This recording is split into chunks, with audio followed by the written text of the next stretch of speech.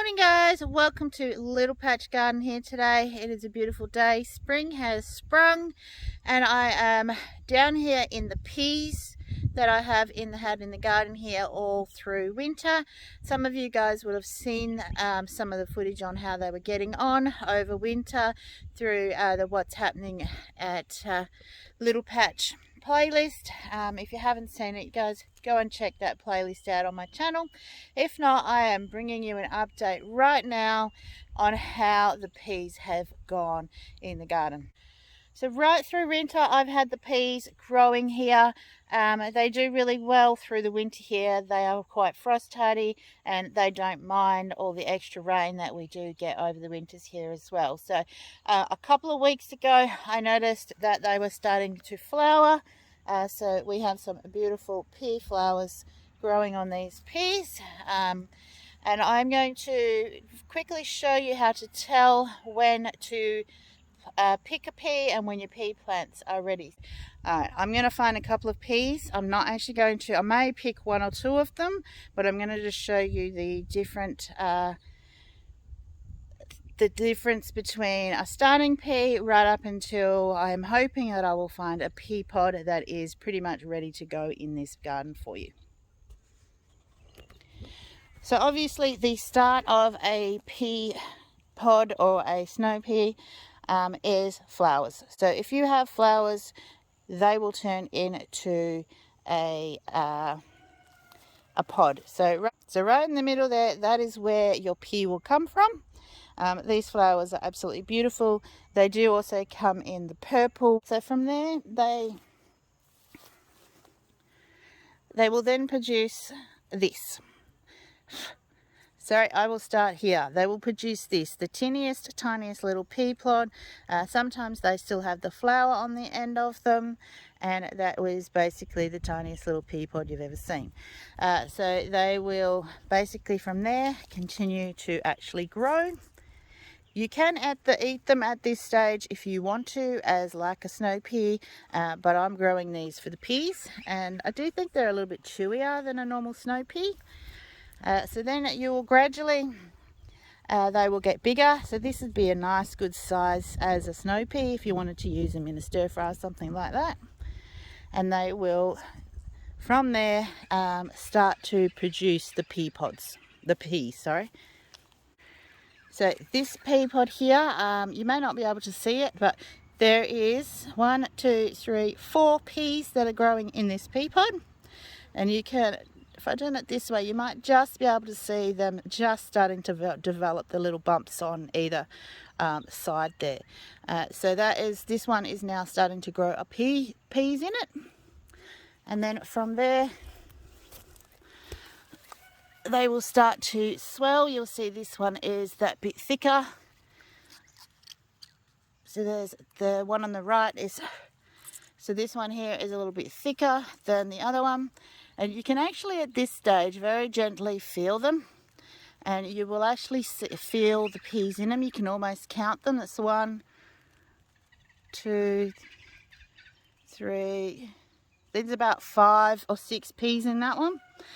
And from there, they basically then start to swell. And they will keep swelling up until the point the peas are ready. Now, when to tell if a pea is ready? 1, you will squeeze them and you'll be able to feel them. I can't actually feel the pea pods in this one, so they're not full size. And also I generally look at the flower top here as well. If this flower top has died off, obviously this has got some black spot happening in it as well. If this has dried off as well and this is really fat and you can feel that there's an actual pea inside the pod, then they're ready to be picked. I'll keep hunting and see if I can actually find you a fully ready pea pod. And so this one here, this one is a lot firmer. It's still not died off at the top. So you'll see this one has a bit of give in it when you squash it. And this one here has a lot less give in it.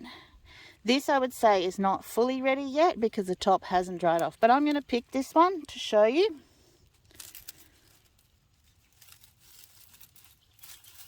When picking them, don't yank on it because you will break the vine here, which then anything else that's growing up there will not produce anything else because you'll break it. So either get some cutters or use your fingernails and just break them off just above the top of the pea pod.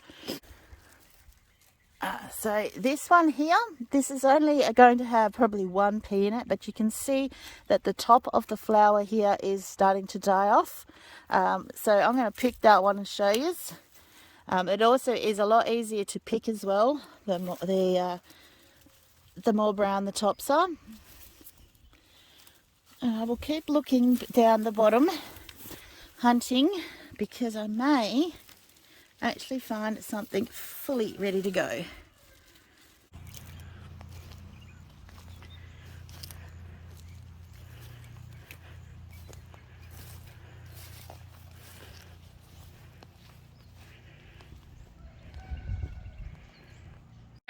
Is my little helper. He's helpful sometimes and other times he is not helpful. So today he's being helpful and emptying the cart for me. Help me!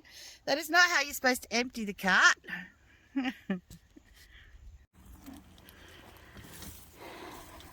Sometimes you're helpful. Yes.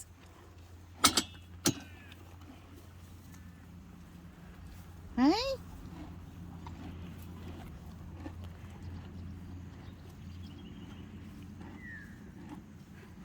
So I've just come up from the pea garden with 3 peas here. Now I've just shown you that when they are flat and they're little, you can eat them that way if you choose to. If you have a lot of peas that are coming up, you can use them in stir fries and that kind of stuff.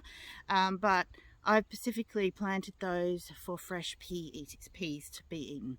Now, so I've got 3 here. They are all a little bit different in their fatnesses, and depending on how fat they get to how big the peas are.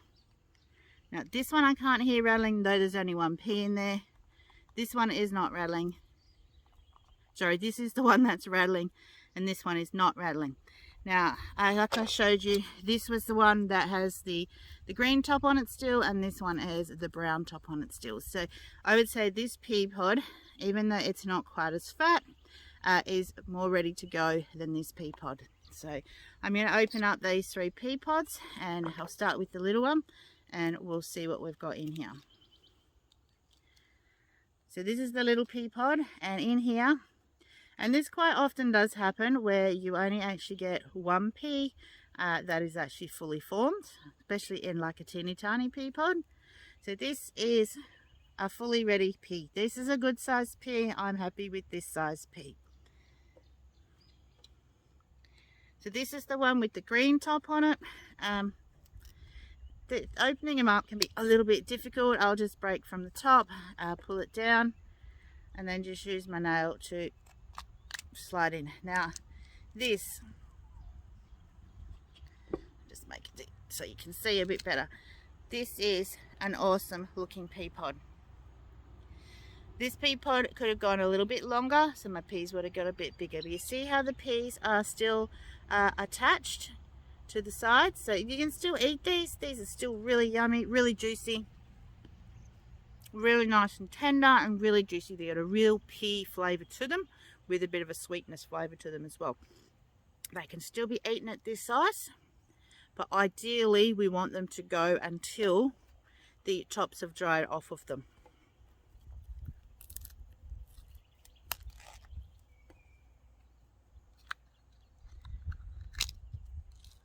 Now look at this. Even though this pea pod was indicating that it was ready, it was not ready. So this pea pod could have gone a fair bit longer, and we would have got bigger peas. So it is very hard sometimes to actually tell when a pea pod is ready. These are still edible peas, as what you call a baby. Oh, they are so much sweeter. So if you want a sweeter pea, get them when they're little. So this is the difference in the size of the peas between the two pea pods. So the fat of the pea pod, I'm going to eat these. So to tell when they're ready, the fatter the pea pod, the better. Sometimes, even though it looks really fat, you are still going to get little tiny peas out of them. These are still edible. If you are getting some of these, let them go on the tree longer. These I can still could have let on the vines a lot longer as well. These are so yummy. But these are the size we want. So it is, you need to feel the pea pods. If you feel like you can feel peas in there, or it just feels like this big thick something in there that and it feels like there's nothing in there, but it's one big long section of peas like this lot. This felt like these peas were ready, but as you can see, they were not quite ready. So the longer you can leave the peas on their pea plant, the better. This is the single one. I'm going to eat them. They are still sweet. These are sweeter, the smaller. These are not as sweet, but they are just as nice as the smaller ones. So whether you pick them bigger or smaller, it doesn't matter, as long as there is a... Alright, they are so yummy.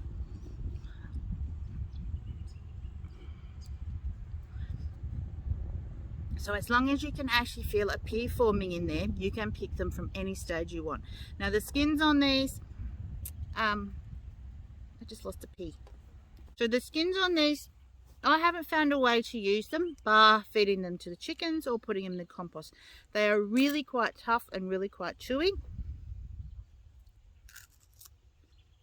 So,